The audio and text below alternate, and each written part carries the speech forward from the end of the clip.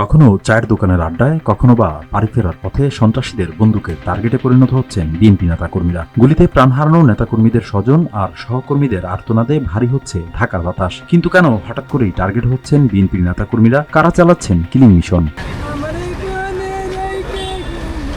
একে বা কারা লোকেশন দিতেছে অতর্কভাবে, প্রাইভেট নিয়ে আসতেছে, বাইক নিয়ে আসতেছে, নিয়ে এসে অতর্কিত গুলি করে চলে যায়। আওয়ামী লীগের সময় এইরকম আমাদের উপরে এরকম অতর্ক গুলি চলে নাই। যুবদলের বিশেষ করে বলা যায় মিরপুর এলাকায় আপনার কিবরিয়া ভাই, ইউসুফ ভাই সহ বেশ কয়েকজন নেতাকর্মী আমাদের অতর্কিত হামলা, মানে চিহ্নিত কিছু সন্ত্রাসী এসে অতর্কিত হামলা করে চার দোকানে আড্ডা দিতেছে এই অবস্থায়, বা বাসা থেকে কোথাও যাওয়ার পথে বা গাড়ি থেকে আইসা।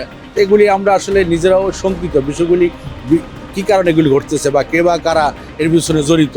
গেল কয়েক মাসের ব্যবধানে গুলিতে প্রাণ হারান ঢাকা মহানগর উত্তরের জাতীয়তাবাদী রাজনীতিতে সম্পৃক্ত 3 নেতাকর্মী। এমন পরিস্থিতিতে আতঙ্কে আছেন কেন্দ্রীয় নেতারাও। ওই সময়গুলি কিন্তু আমরা একা ছিলাম, আমাদের ভয়গুলি কম ছিল।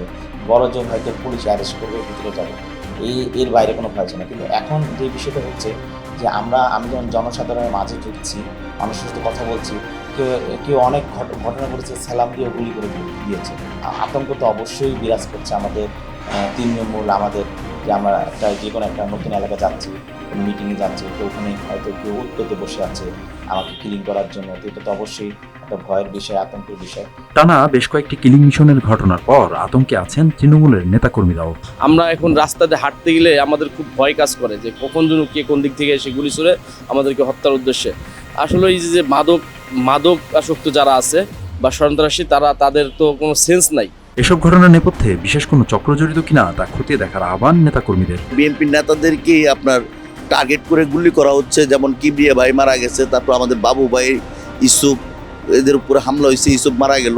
আইন শৃঙ্খলা বাহিনী এগুলো খতিয়ে দেখা উচিত। সরকার বিরোধী যারা অপশক্তি আছে তারা কি এই ধরনের কাজের সাথে জড়িত কিনা, বা আওয়ামী লীগের লোকজন এই ধরনের কাজে জড়িত কিনা, এর পিছনে কারা আছে, এই সিন্ডিকেটটা কারা। এদিকে আইন প্রয়োগকারী সংস্থা বলছে, সর্বশেষ বিএনপি নেতা আলমগীরকে উদ্দেশ্য করে গুলিবর্ষণের ঘটনায় রাজনৈতিক বিরোধের বদলে মাদক সংশ্লিষ্টতার বিষয়টি উঠে এসেছে। যে আসলে সুনির্দিষ্টভাবে বলা সম্ভব না যে কি কারণে এই ঘটনাটি ঘটেছে। রুবেল সম্পর্কে যে তথ্য আমাদের কাছে আছে এবং আপনারাও তার সম্পর্কে যতটুকু জানেন, যে সে মেইনলি একজন মাদক ব্যবসায়ী।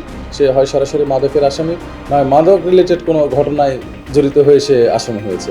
এর আগে সে পেপারসানি হত্যা মামলার আসামি, সেখানেও মাদক রিলেটেড তার বিবাদ ছিল। আরও যে ঘটনাগুলো আছে সব সময় মাদক কেন্দ্রিক।